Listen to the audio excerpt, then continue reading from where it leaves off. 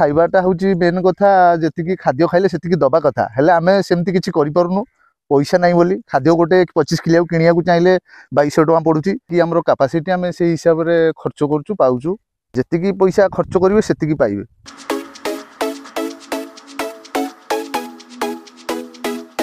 नमस्कार ऑर्गेनिक ओडिशा को आपण मानक वेलकम करुच्ची मु चंदन।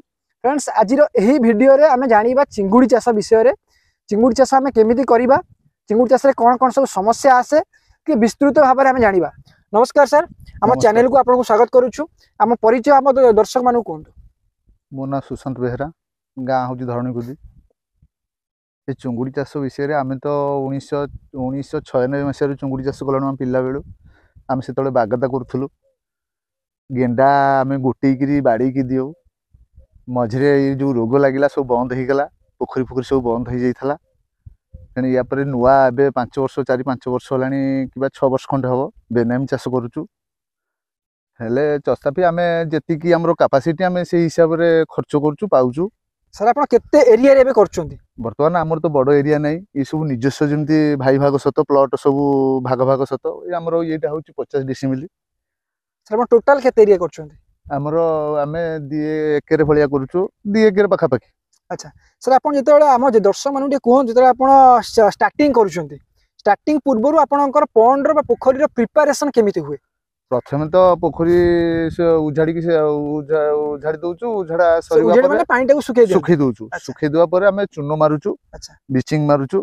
अच्छा चूनो ब्लीचिंग मारुछु तापर जुलेटी भी व्यवहार करूछु मिनरल व्यवहार करके पानी हेले पकोछु जाळ पकोछु। पानीटा आपण एठी पुरांती ना पानी पुरिया पे हमर किछि सेमति सुविधा नाही आमे वर्षा को अपेक्षा करूछु। अच्छा माने वर्षा पानी रे हां आमे एटा होछि हमर ऊपर जगह। अच्छा किंतु हमर नाळ फाळ किछि नाही कि पानी रो सेते किछि सुविधा नाही आमे वर्षा को अपेक्षा करूछु वर्षा रे काम करूछु। अच्छा प्रिपरेशन रो केते दिन परे स्टॉकिंग करंती?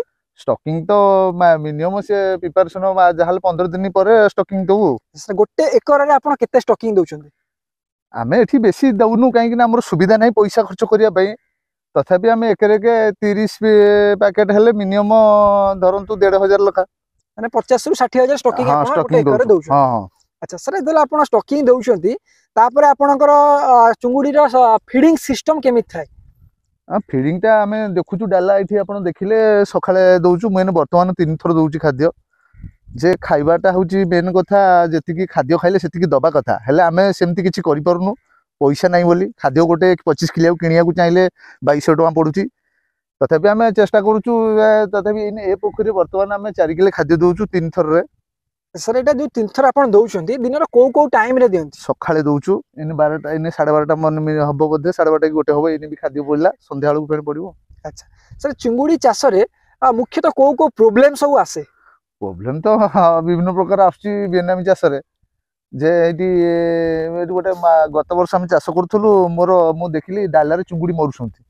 अच्छा माटीर प्रोब्लेम होता डालार मरुंट गोटे गोटे खेपा पकिया गोटे गोटे मरते गत वर्ष कथा कहूँ मु गैस पाउडर व्यवहार करी चुंगुड़ी भी तथापि से गैस पाउडर आउ किछि हेइ नथिले भल भी तथापि मु पाइली प्रथम थरिक पाइ नथिले द्वितीय थरिक भल पाइली। आ गोटे जिनस आम देखिछु बेले बेले पानी रे प्रॉब्लम देखा दिए।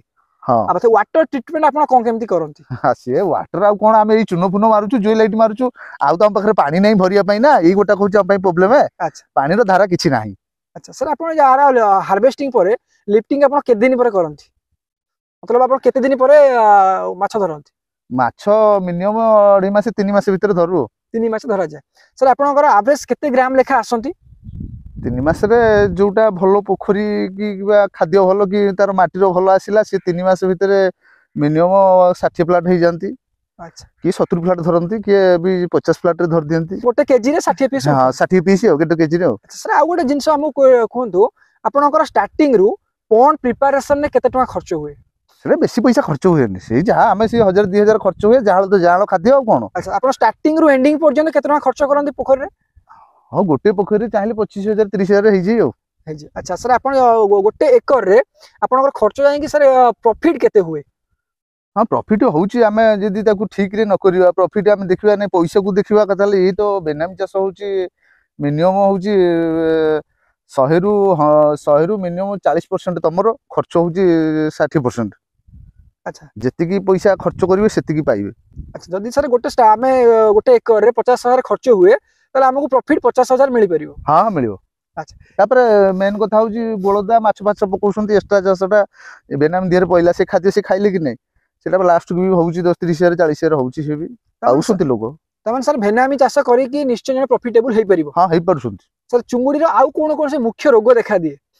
रोग तो बोलिया मरिया ए तो सर आर समाधान केमिति करंती? किछि से आ की जाडी जे मचेती मले जे धरा हबे आ गोड़ हबे नाइ नले से जदी किछि मरि कि रहि गेले चून मिनरल हला तापर जहा रहिले से फेने चलला ए हउची कथा आ किछि नै। ए तो आपण देखुतिले सारंकर 8 वर्षर अनुभूति चिंगुड़ी चाष विषय रे एवं जदी आकु छाड़ी कि आपण आउ कोनोसी समस्यार सम्मुखीन होउचंती तले आपण कमेंट रे निश्चय जणैबे आमे तार समाधान करिया पे चेष्टा करिवो।